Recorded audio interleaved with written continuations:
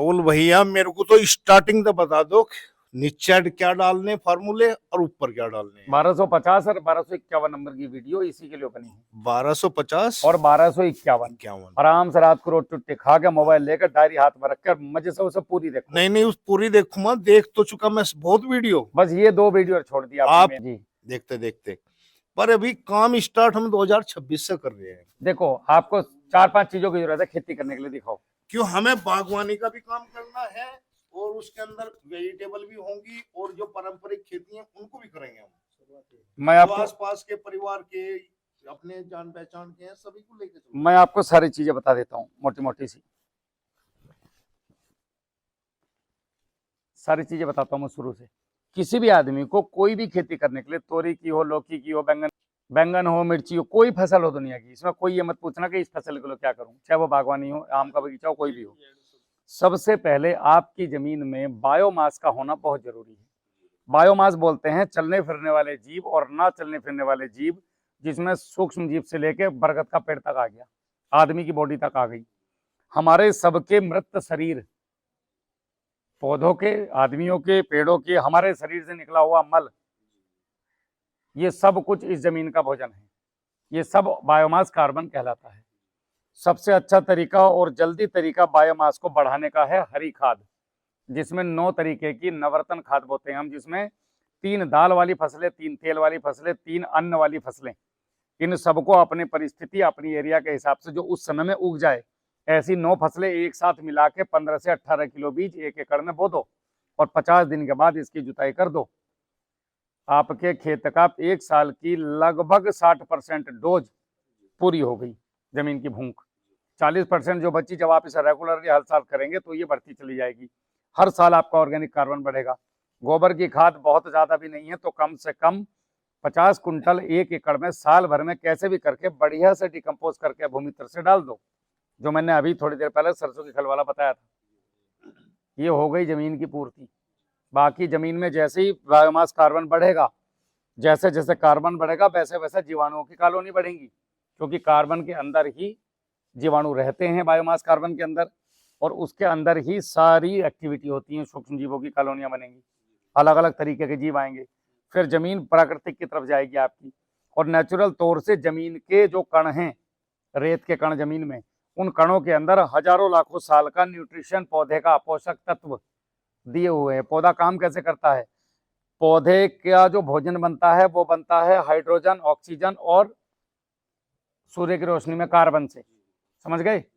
लेकिन पौधे की ग्रोथ जो होती है, पौधे की बॉडी जो बनती है, पौधा उत्पादन जो देता है वो देता है पोषक तत्वों से, उसकी बॉडी का निर्माण होता है। भोजन ऊपर से बनता है, पोषक तत्व नीचे से आ गए। अब पौधे में प्रोटीन बनेगा, प्रोटीन से कैल्शियम बनेगा, कैल्शियम से सेल्स बनेंगी, सेल्स बढ़ेंगी, सेल्स के अंदर प्रोटीन जाएगा, फिर और सारी चीजें आएंगी, फिर उसमें नाइट्रोजन का अलग रोल है, फास्फोरस का अलग रोल है, पोटास का अलग रोल है, तो वो सारी चीजें जमीन से उपलब्ध होनी शुरू हो जाएंगी। अगर आपके खेतों में भूमित्र, भूप्रहरी के कल्चर चल रहे हैं और आप जमीन में बायोमास कार्बन अच्छे से डाल रहे हो, आग नहीं लगाते, खरपतवार भी वहीं सुखा के वापस खेत में डाल देते हो, तो आप देखेंगे कि आपकी ये जो जीवाणु हैं, ये 1 साल में 25% तक नाइट्रोजन, फास्फोरस, पोटास, जितने भी चीजें पोषक तत्व हैं, वो मिट्टी से खींचने की ताकत रखते हैं। तो आपको बहुत थोड़ा लेना है पहले साल बाहर का, तो ज्यादातर जमीन से पूर्ति करने की कोशिश करनी है, जो हम आपको समय समय पर गाइडलाइन करते हैं। तो जमीन में पहले हो गए सूक्ष्म जीवाणु, फिर हो गया बायोमास। अब बुवाई पे आ गया आपका माइकोराइजा। माइकोराइजा एक प्रकार की फंगस है जो पौधे की जड़ों के ऊपर बैठ के पौधे से निकलते हुए भोजन को, जो पौधा वेस्टेज भोजन जमीन में छोड़ता है, वो वेस्टेज नहीं होता, वो पौधा जानबूझ के अपनी जड़ों के माध्यम से कुछ भोजन को देता है ताकि मित्र जीव मेरे पास आए। जैसे हम लोग दावत देते हैं समय समय पर अपने दोस्तों को बुलाने के लिए, यादें ताजा करने के लिए, संबंध बनाए रखने के लिए, पौधा भी इसी प्रकार से अपना बनाया हुआ भोजन सूक्ष्म जीवों के लिए, जो जमीन में खुद से भोजन नहीं बना पाते, उनको भोजन देके आकर्षित करता है कि आप आइए मेरे पास, आपके लिए भोजन है। तो फिर वो उसके इर्द गिर्द रहते हैं और बुरे जो पैथोजेंस हैं जमीन में, दुश्मन, उनको आने नहीं देते। तो पौधे की संरचना ऐसी है। तो ये पौधा जब जमीन में ऐसे छोड़ता है तो माइकोराइजा, ट्राइकोडर्मा, बहुत सारी मित्र फंगस उसके पास आती हैं और वहां पे इंजेक्ट हो जाती हैं। इंजेक्ट होकर के वहां पे अपनी खुद की जड़ें, क्योंकि माइकोराइजा का स्वभाव जड़ें निकालने का है, वो एक जड़ है, फंगस वाली जड़ है, एक फंगस है जो जड़ रूपी होती है, जो जड़ की तरह अपने वो बनाती है, जड़ें बनाती हैं खुद की। उसकी जड़ से पौधे की जड़ें 6 इंच तक जाने की प्रवृत्ति है। सपोज करो गेहूं का पौधा है तो 6 इंच तक की उसकी जड़ें जाएंगी, लेकिन 1 फीट पे अगर डीएपी का दाना गिर गया या पोटास का दाना गिर गया तो उसको सोलेबलाइजिंग बैक्टीरिया सोलेबल तो कर देंगे, लेकिन पौधे को उपलब्ध कराने का काम सूक्ष्म जीव ही करेंगे। तो सूक्ष्म जीव इन जड़ों के पास में ला के देते हैं और जड़ें उसको उसकी अवेलेबल फॉर्म में, जैसे नाइट्रेट फॉर्म, उसके बाद नाइट्रेट आयन में तब्दील करते हैं, फास्फेट आयन में तब्दील करते हैं, आयन में तब्दील करके पौधे को देने का काम करते हैं। पौधे की जड़ें डायरेक्ट भोजन नहीं खाती, तो सूक्ष्म जीवों का होना बहुत जरूरी है। तो ये माइकोराइजा 1-1, 1.5-1.5 फीट, 2-2 फीट और जमीन में 4-4 फीट तक चली जाती है, पोषक तत्वों को खींच के ला के देती है। साथ में पानी की कमी जब हमारे खेत में होगी तो माइकोराइजा के अंदर एक स्पेशलिटी है, बहुत बहुत दूर से पानी खींच के ला के पौधे को देता है। तनाव की स्थिति में पौधे को जिंदा रखता है। अगर कोई फंगस पौधे की जड़ पे डायरेक्ट इंजेक्ट हो भी गई और माइकोराइजा वहां पे उपलब्ध है तो माइकोराइजा अपनी जड़ों से उसको वेंटिलेटर के थ्रू, जैसे हम लोग हॉस्पिटल पहुंचा देते हैं आदमी को, तो फिर माइकोराइजा फसल को जिंदा रखता है। और माइकोराइजा से उत्पादन में 15 से 20% की वृद्धि होती है। आप किसान कार्यशाला से भी मंगवा सकते हैं, 250 ग्राम का डब्बा देते हैं हम लोग 1 एकड़ के लिए, और आप घर पे भी बना सकते हैं, मैंने बता रखा है। इसके आगे जो रोल होता है, 1 मिनट बीच में नहीं टोकना, हर वीडियो की माँ बहन हो जाती है। बीच में टोक के क्या होता है, मैं टॉपिक से हट जाता हूँ, फिर तो लोग बोलते हैं भैया आप एक टॉपिक कंप्लीट नहीं करते। अगला जो चैप्टर आता है वो आता है पौधे का जर्मिनेशन का। तो जर्मिनेशन में किसी भी पौधे को किसी भी प्रकार के किसी पोषक तत्व की जरूरत जमीन से होती नहीं है। उस पौधे का जो भी दाना है उसका जितना भी छोटा हो या बड़ा हो, उसके भ्रूण के अंदर उसका 21 दिन का भोजन दिया हुआ है, जब तक वो अपने खुद से प्रकाश संश्लेषण करके और खुद की जड़ों से पोषक तत्व ना खींचने लगे। तो हमें स्टार्टिंग में बहुत हार्ड फर्टिलाइजर जर्मिनेशन के समय पर नहीं देने हैं, सोलेबल फर्टिलाइजर देने हैं या गोबर की खाद में मिला के भट्टी खाद बना के देना है, ताकि पौधे की जड़ें आराम से उनको ले सकें, वो जले ना। हम क्या गलती करते हैं, हार्ड फर्टिलाइजर जो हमें पहले पानी से देने चाहिए वो बुवाई पे डालते हैं, जिससे जड़ें जलती हैं और वो लगता भी नहीं है, क्योंकि पौधे को तो जरूरत ही नहीं है। जरूरत तो 21 दिन के बाद होगी। आपने आज अगर डीएपी डायरेक्ट खेत में डाला बिना भट्टी खाद बनाए तो ये 21 दिन के बाद लगना स्टार्ट होगा। पहले ज्ञान नहीं था, अब तो ज्ञान है। अब भट्टी खाद बना के देंगे तो 6 घंटे में लगना स्टार्ट हो जाएगा। तो जब ये 6 घंटे में लग जाएगा, बेटे उधर खेल लो जाओ, जब ये 6 घंटे में लगना शुरू हो जाएगा तो फिर आप 21 दिन से दो ना, देना तो 21 ही दिन से है। तो आपका जो 80% फिक्स हो रहा था वो बच गया। अभी आपका 50% भी जबरदस्त आपको रिजल्ट देगा। इसलिए आप लोग बोलते हो भैया भट्टी खाद का रिजल्ट अच्छा है, क्योंकि उसने वो टोटल भोजन को पका दिया, कच्चा नहीं रखा। ठीक है, तो ये हो गया आपका रूट का, यहाँ पे माइकोराइजा देना है। अब आपका पौधा थोड़ा बड़ा हुआ, यहाँ पे रोल आता है हार्मोन्स का। जैसे हमारा बच्चा बड़ा होता है हम उसको अच्छी शिक्षा, अच्छा बैग, अच्छा ट्यूशन टीचर देते हैं, अच्छा स्कूल में भर्ती कराते हैं, लेकिन अगर वहाँ पे टीचर अच्छे ना हो और बच्चे के अंदर दिमाग कम हो या बच्चे का हार्मोन डिसबैलेंस हो तो बच्चा कितने अच्छे स्कूल में कितने बढ़िया टीचर के पास पहुंच जाओ, अच्छी ग्रोथ नहीं करेगा। उसी प्रकार से कोई भी फसल को अगर जमीन में 2% बायोमास है और सूक्ष्म जीवाणुओं की बढ़िया कॉलोनी है तो आपको कोई भी हार्मोन्स कहीं से खरीद के, गन्ना गुरु, केला गुरु या कोई भी और प्रोडक्ट ऊपर स्प्रे नहीं करना है। समझ में आई बात? अगर जमीन में माहौल अच्छा नहीं है, बच्चे का बेस बढ़िया नहीं है, तो फिर ये पौधे के हार्मोन्स काम नहीं करेंगे, बहुत कम स्तर पे काम करते हैं। काम करने का एक ही सूत्र है, जमीन मजबूत करो। तो आपके जो हार्मोन्स है, जैसे इंसान के शरीर में दिमाग काम करता है, ऐसे पौधे के शरीर में हार्मोन्स काम करते हैं। जब वो हार्मोन्स काम करना शुरू करते हैं तो पौधा इतने से भोजन खा करके भी 5 किलो डीएपी से भी 50 किलो का उत्पादन देता है। और अगर आपने इतना डीएपी डाला और पौधे का हार्मोन से नहीं, उसे पता ही नहीं इस फास्फोरस का करूं क्या, तो वो वेस्टेज छोड़ देगा उसको। समझ में आई? तो हार्मोन्स का बहुत बड़ा रोल है। आप हार्मोन्स के लिए गन्ने में तो केवल गन्ना गुरु, गन्ने के अलावा जितनी फसलें हैं दुनिया में उन सब पे केला गुरु के अंदर वो पर्याप्त मात्रा में बैलेंस हमने हार्मोन दिए हैं, जो नेचुरल हैं, इको फ्रेंडली हैं, प्राकृतिक हैं, जो आपकी फसलों को, मनुष्य को, प्रकृति को, किसी चीज को डिस्टर्ब किए बगैर पौधे को संतुलित मात्रा में उत्पादन देते हैं। जैसे इसके गन्ने में रिजल्ट आया, इसके गन्ने को हार्मोन्स ने बढ़ाया है। आपके सामने सबूत बैठा है, इसने और कुछ नहीं डाला, ना इसने भट्टी खाद डाली है, ना इसने माइकोराइजा दिया है, ना इसने कुछ और करा है। इसने नीचे से जीवाणु चलाए, थोड़ा बहुत कॉलोनी बनाई और इसने जो है ये हार्मोन्स बना दिया, मतलब केला गुरु का, गन्ना गुरु का स्प्रे कर दिया। तो गन्ना गुरु ने जो जमीन में पड़ा था जो जमीन में पड़ा था उसको, और जो इतने से में भी इसको इतना सारा रिजल्ट दिला दिया, वो केवल अच्छे दिमाग और अच्छे गुरु का नतीजा है। तो गन्ना गुरु एक गुरु की तरह नाम जो रखा है इसका, गन्ना गुरु।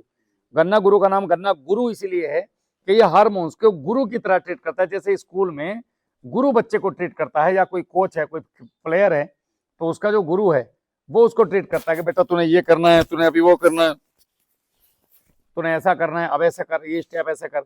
ऐसे ये गुरु की तरह गन्ने को बताता है कि अब तुम्हें रस बढ़ाना है, अब तुम्हें पोरी बढ़ानी है, अब तुम्हें मोटा करना है, अब तुम्हें लंबा होना है, अब तुम्हें वजन बढ़ाना है, अब तुम्हारी हार्वेस्टिंग का टाइम आ गया, अब चीनी भरनी है इसके अंदर। सारे काम करवाने की जिम्मेदारी हार्मोन्स की होती है, नहीं तो पोटास पड़ी रहेगी पौधे के अंदर, जो होता है ट्रांसपोर्ट वो रुक जाएगा। ये हार्मोन्स का काम हो गया। जब भी आप स्प्रे करेंगे कोई भी, अब नीचे की जो बीमारी है वो भूप्रहरी भूमित्र खत्म कर देगा, ऊपर के स्प्रे सुडोमोनास वाला और बेसिलस सेप्टिस वाला और बीबीएमबी वाला, ये दोनों को मिला के 50% पानी मिला के 10 ml सिलिकॉन स्टिकर मिला के स्प्रे करते जाओ। साल में 3 बार अपने खेतों में 100 ml हमारे यहाँ से सिलिकॉन की शीशी मंगवाओ, उसको पानी में डालो और पानी के साथ ऐसे ही छोड़ दो, और स्प्रे में भी 10 ml सिलिकॉन जरूर डालो स्टिकर। अब सिलिकॉन और स्टिकर दो अलग अलग नाम लिए मैंने। ज्यादातर लोगों को ये पता होता है कि ये चिपकाने का काम करता है, पत्ते के अंदर भेजने का काम करता है, ये तो केवल स्टिकर का काम हो गया। सिलिकॉन का क्या काम है?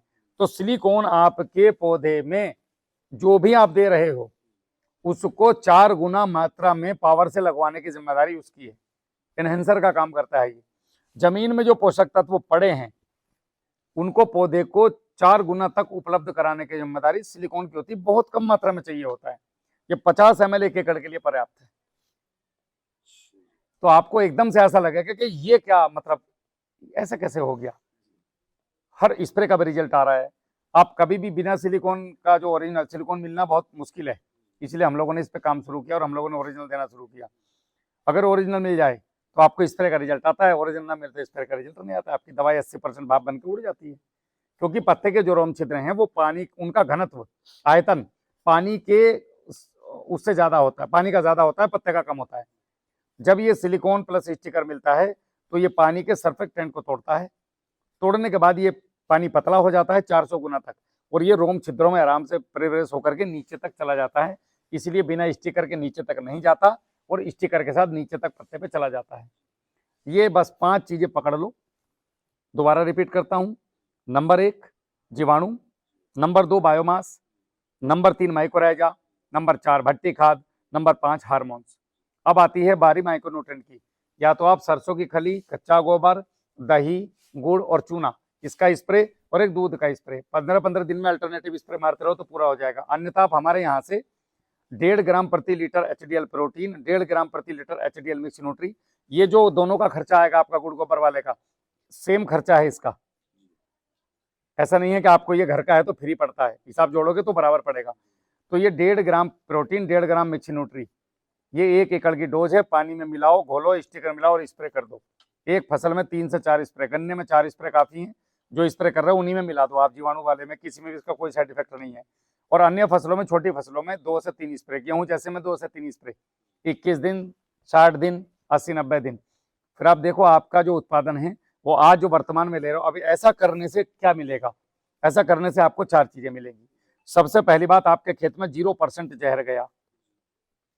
नंबर 2, आपकी जमीन का बायोमास कार्बन बढ़ा भट्टी खाद की वजह से। नंबर 3, आपका खर्चा पहले ही साल 40 से 50% कम होगा। नंबर 4, आपका उत्पादन रासायनिक से तो 1% कम होगा नहीं, उल्टा 10 से लेके 30% तक बढ़ेगा। मैं बिल्कुल जिम्मेदारी के साथ ये बात कह सकता हूं, बढ़ रहा है लोगों का। तो भाई सैनी साहब गलत तो नहीं कह रहा? तो ये उत्पादन आपका, तेरा बड़ा घटा, इनका तो 50% बढ़ गया। अन्यों गन्ना पट हो लिया था, अगर मैं ना रुकू गाड़ी ना रोकू, मैं जानबूझ के। अब ये बैठा था वो लड़का हमारे, मैं खुद बताऊं, मेरा खुद 4 बीघे का खेत जी, अगर आप कंडीशन देखोगे तो अंदाजा नहीं लगा पाओगे। 4 बीघे खेत में 4 ट्रॉली आई है और 1 ट्रॉली गन्ना और बचा है। फिर बताओ, और 38 का, जिसमें आप यकीन करना 3 लगभग ठीक ठाक मोटा गन्ना था, जितना एक फावले का बिकता होता है। इसका गन्ना जब सेंटर पर गया तो सेंटर तोल इंचार्ज कह रहा था ये 38 ही नहीं है, मतलब ये जीवाणुओं में इतनी ताकत है कि करेक्टर तक चेंज कर दें। इतना सुंदर गन्ना बनता है। आप कहोगे ये नया बीज है, मुझे दे दियो। वो भैया 38 ही है। मेरे गन्ने को लोग जबरदस्ती ले गए पिछले साल बीज में, 2 साल पहले, उन्हें नई वैरायटी, अरे 38 है चाचा मगा यार, हम तो 38 ही हुआ, हम तो यही देते, हम तो पर्ची डलवा ले, मगर लो डलवा लो जी, ले जाओ। वो सारा गन्ना बीज में चला गया। इतना मोटा मोटा गन्ना जैसे खलवा हो, लंबी लंबी पोरियां। कुछ लोग रई से आए थे मेरे पास, वो वीडियो पड़ी हुई है, वे कह रहे जी ये 38 ही नहीं है। तो उसका अपने क्षेत्र के हिसाब से जो उसका रूपरेखा देखते हैं और जो वर्तमान में आप जैसा बता रहे हो उसमें तो अंतर आएगा ही। बिल्कुल आएगा। गन्ना एक स्वस्थ रूप से पैदा होगा, मजबूत। एक बालक है जो सुबह उठ रहा है, दौड़ने जा रहा है, दूध पी रहा है, मट्ठा पी रहा है, घी पी रहा है, और एक है जो 10 बजे तक सो रहा है, सुबह उठ के सिगरेट ढूंढेगा स्कूल जाने से पहले, वहां जाके शाम को चिलम खींच खावागा, रात को प्रैक्टिस करने जा रहा है, जिम तो पहले इंजेक्शन लगावागा या प्रोटीन पिएगा, तो वो दोनों की हेल्थ में अंतर तो आएगा। तो ये पूरा खेती का कॉन्सेप्ट है। अगर इसने पूरे को फॉलो किया आपने, देखो मेरा एक सीधा फंडा है जितेंद्र भाई, जितने % मुझे फॉलो करोगे उतने % में रिजल्ट दूंगा। अगर आप मुझे 10% करते हो तो 10 दूंगा, 20 करोगे तो 20 दूंगा, 100 करते हो तो 100। 100 ही करेंगे बस। बाकी अभी किसी का कोई सवाल है या खेत पे चलें? जी सर ये माइक्रोराजा कितने दिनों में काम करना? 20 दिन में। 20 दिन बाद 20 दिन में रिजल्ट देना शुरू कर देगा। जैसे मान लगे गन्ना गुरु है और गन्ना गुरु की टिंचिंग शुरू की टिंचिंग करिए तो सब भट्टी खाद बनाएगा, कब देना है उसमें फिर? वो तो मैं आपको चार्ट दूंगा पूरा, परेशान क्यों हो रहे हो, पूरा चार्ट दूंगा स्टेप बाय स्टेप, खेत की तैयारी कैसे करनी है। 1 महीना नहीं, अगले 5 दिन 8 दिन में आ जाएगा चार्ट। 10-15 फरवरी से स्टार्ट हो जाएगा। बिल्कुल आ जाएगा। ग्रुप है व्हाट्सएप का, उस ग्रुप में आप मुझे फॉलो कर देना। हिंद गन्ना गुरु करके है किसान कार्यशाला का, उस ग्रुप में ऐड कर दूंगा। उसमें केवल गन्ने के किसान रहेंगे, बाकी किसानों को उसमें मैं रिक्वेस्ट करूंगा कि आप आउट हो जाओ अगर गन्ने की खेती नहीं करते तो, और उसमें केवल गन्ने के किसान रहेंगे। मैं निस्वार्थ भाव से अपना चार्ट उसमें अप्लाई कर दूंगा। किसी को वो सामान उमान अलग चीज होगी, वो मेरा काम बेचने का नहीं है। मेरा काम है सही चीजें बताना। या तो घर पे बना लो, नहीं तो ओरिजिनल की मेरा लगाओगे तो मेरी जिम्मेदारी रहेगी, या जिसका लगाओगे उसकी जिम्मेदारी लेना कि भैया रिजल्ट ना आया तो पैसे वापस लेंगे, तो खुद ही सुथरा ओरिजिनल देगा। सर जैसा आपने एक वीडियो की छोड़ो, सीधा सवाल पूछो, पॉइंट टू पॉइंट। चुन्ना घोल के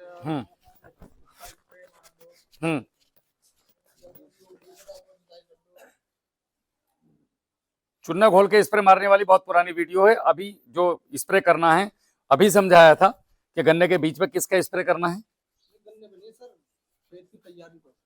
स्प्रे तो बताया ही नहीं, चुन्ने का स्प्रे नहीं बताया कभी भी किसी वीडियो में।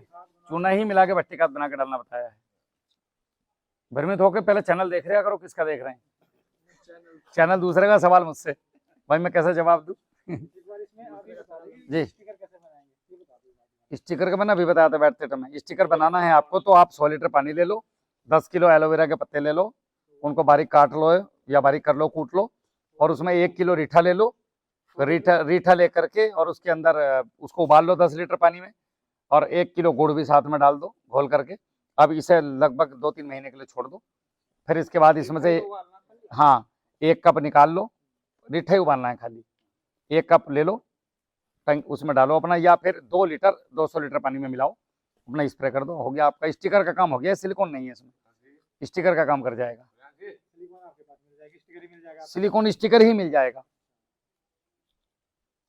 100 ml की शीशी 50 बीघे में काम आती है। ठीक है, चलो खेत पे चलते हैं अभी। और कोई सवाल? चलो ठीक है, राम राम जी।